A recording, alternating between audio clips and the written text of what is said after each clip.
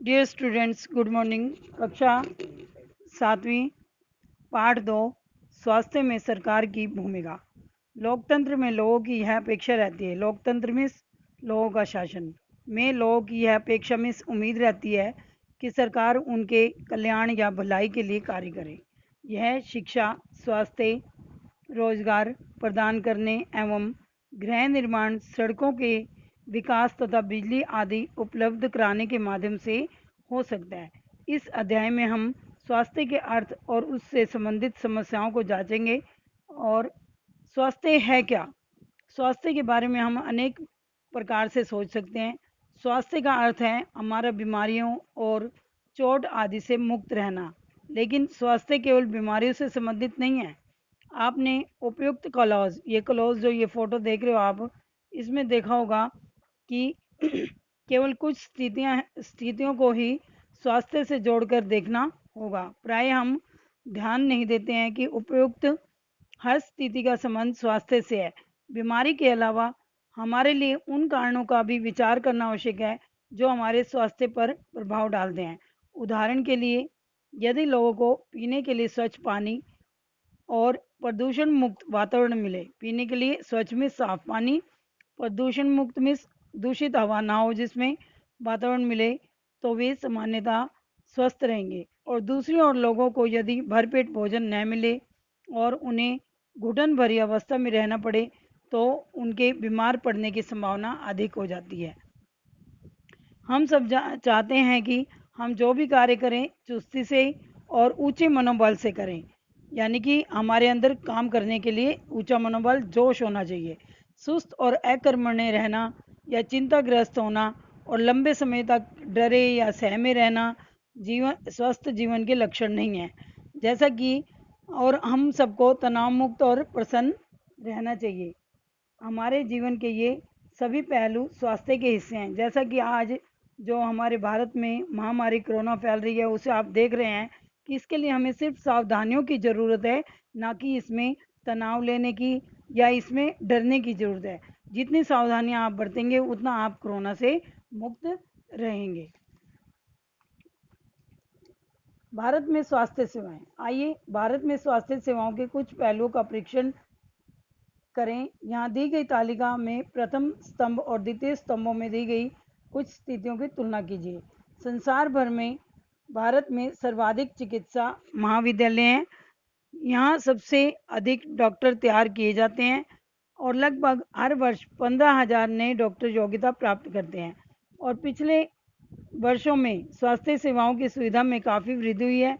सन 1950 में भारत में केवल 2,717 अस्पताल थे और सन 1991 में 11,174 अस्पताल थे और 2000 में इनकी संख्या बढ़कर 18,218 हो गई।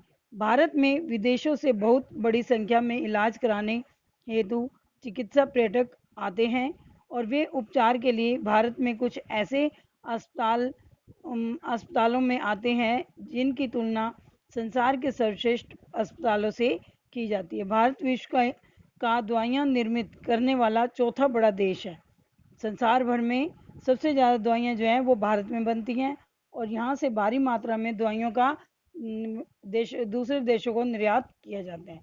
भारत के अधिकांश डॉक्टर शहरी क्षेत्रों में बसते हैं और ग्रामवासियों को डॉक्टर तक पहुंचने के लिए लंबी दूरी तय करनी पड़ती है। जैसे कि आप जानते हैं कि आपके गांव में जो है MBBS डॉक्टर कम मिलेंगे, RMP या इस तरह के डॉक्टर मिल जाएंगे या BAMS वगैरह।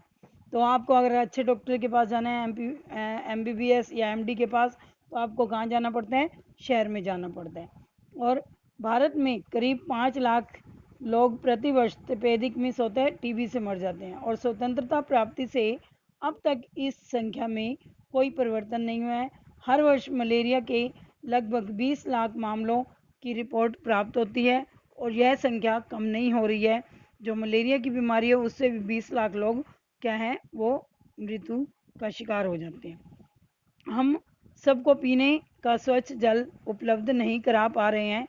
संचारणीय बीमारियां पानी के द्वारा एक से दूसरे को लगती हैं। संचारणीय में जो फैलने वाली बीमारी है, और इन बीमारियों में से 21% जल जनित बीमारी होती हैं, जैसे जल से फैलने वाली बीमारी जैसे कि हैजा, पेट के कीड़े और हेपेटाइटिस।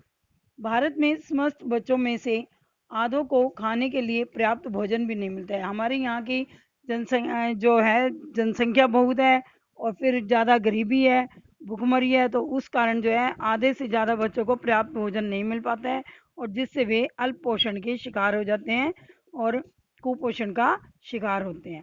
बीमारियों से बचाव और उनके उपचार के लिए हमें स्वास्थ्य सेवाएं चाहिए। अब बीमारी कैसे होते हैं? जब हम अपने आप में अंदर सही फील नहीं करते, शरीर में दर्द होता है या किसी के सिर में दर्द होता है या पेट में दर्द होता है, तो क्या हो जाते हैं, हम अपने आप को तब बीमार महसूस करते हैं। अब इसके लिए हमें कौन सी सेवाएं चाहिए? स्वास्थ्य केंद्र चाहिए। स्वास्थ्य केंद्र होते हैं ये छोटी छोटी डिस्पेंसरी होगी, अस्पताल हो गए, परीक्षण के लिए प्रयोगशालाएं हो गई, एम्बुलेंस की सुविधा होगी, ब्लड बैंक आदि, और मरीजों को आवश्यक सेवा और देखभाल उपलब्ध करा सकें। ऐसी सुविधाओं की व्यवस्था को चलाने के लिए हमें स्वास्थ्य सेवकों और नर्सों, योग्य डॉक्टरों और अन्य विशेषज्ञों की ज़रूरत है जो परामर्श दे सकें, रोग को पहचान सकें और इलाज कर सकें। यानी कि अगर बच्चा बता रहा है कि अगर मेरे को ये है, पेट दर्द है, तो वो उस रोग को पहचान सके। वो इसके लिए किसकी जरूरत पड़ती है? हमें डॉक्टर की। थोड़ा सा ही आप बीमार होते हो तो आप पहले घर के इलाज करते हो छोटे मोटे, फिर उसके बाद आप अगर ठीक नहीं होते तो कहाँ जाते हो? सीधा तुरंत डॉक्टर के पास जाते हो और उन्हें अपनी जो लक्षण होते हैं वो आप बताते हो कि मेरे को यहाँ दर्द है, यहाँ दर्द है, ऐसा हो रहा है। तो इससे क्या है कि डॉक्टर तुम्हारे लक्षणों को देख के तुम्हें दवाई देते हैं।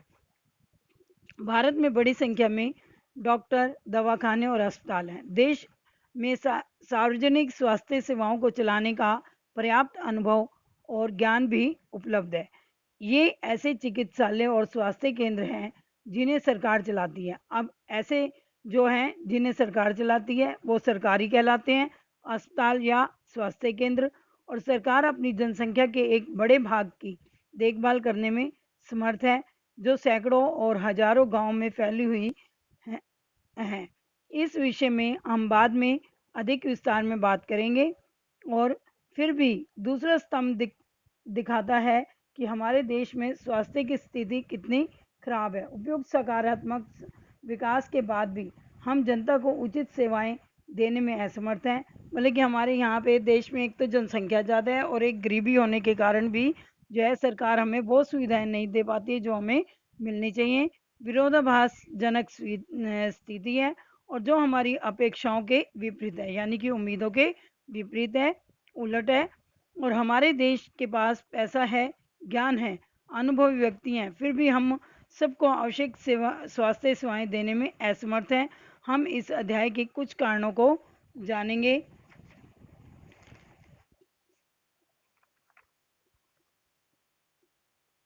अब स्वास्थ्य सेवाएं और निजी सेवाएं।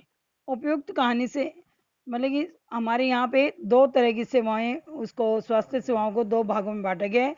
एक तो सार्वजनिक स्वास्थ्य सेवाएं जो सरकार से संबंधित है, और निजी स्वास्थ्य सेवाएं यानी कि डॉक्टरों के जिनके अपने प्राइवेट हॉस्पिटल होते हैं उन्हें बोलते हैं। सा, सार्वजनिक स्वास्थ्य सेवाएं।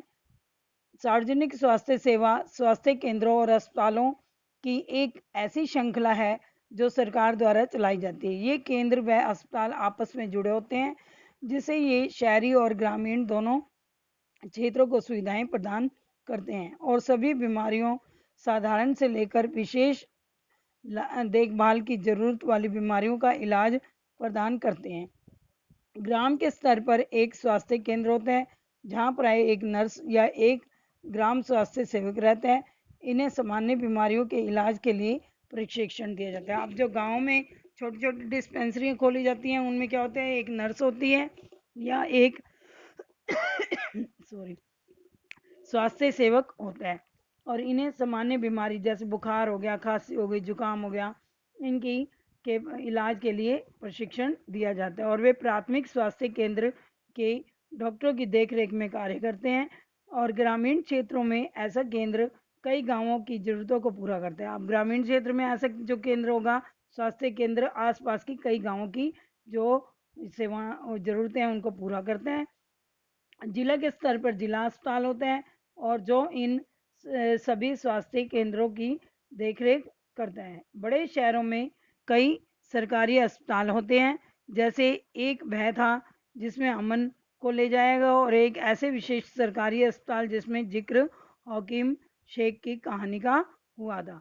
स्वास्थ्य केंद्र को कई स्वास्थ्य सेवा को कई कारणों से सार्वजनिक कहा जाता है। सार्वजनिक में जिसमें सभी लोगों का अधिकार है, सभी लोगों को वहाँ पे इलाज करवाने का पूरा हक है। सरकार ने सभी नागरिकों को स्वास्थ्य सेवाएं प्रदान करने की वचनबद्ध को पूरा करने के लिए ये अस्पताल और स्वास्थ्य केंद्र स्थापित किए हैं। इन सेवाओं को चलाने के लिए धन उस पैसे से आता है जो लोग सरकार को टैक्स के रूप में देते हैं। अब ये सरकार ये इन सेवाओं को चलाती कैसे है? जो लोग ये इनकम टैक्स वगैरह देते हैं, तो उनसे ये जो पैसा आता है, इससे ये वाले सरकारी हॉस्पिटल चलते हैं। इसलिए ये सुविधाएं सबके लिए हैं। और सार्वजनिक स्वास्थ्य व्यवस्था का एक महत्वपूर्ण पहलू यह भी है कि इसका उद्देश्य अच्छी स्वास्थ्य सेवाएं निःशुल्क और बहुत कम कीमत पर देना।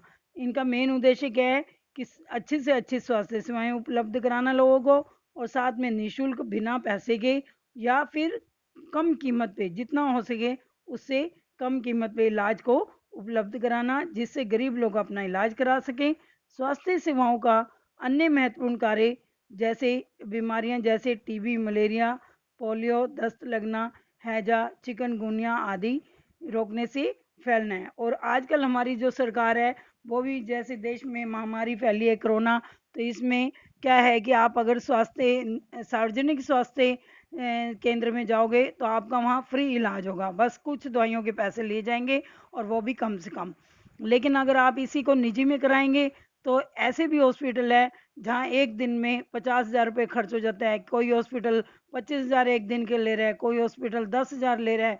तो ये प्राइवेट हॉस्पिटल वाले हैं जो वो ज़्यादा खर्चा पैसे लेते हैं।